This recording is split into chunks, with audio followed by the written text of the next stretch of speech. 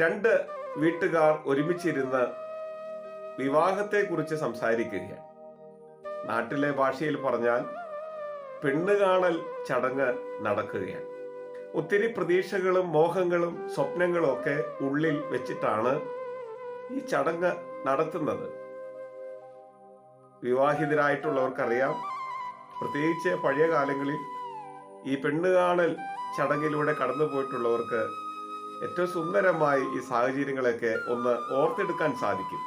അങ്ങനെ വളരെ വിശദമായ ചർച്ചകളൊക്കെ നടത്തി വിവാഹം ഏകദേശം നിശ്ചയിച്ച മട്ടായി പ്രതിസുത വരന്റെ വീട്ടുകാർ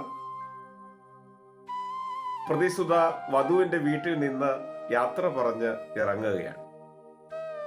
ആ ഇറങ്ങുന്ന സമയത്ത് പ്രതിസുത വരൻ വധുവിനോട്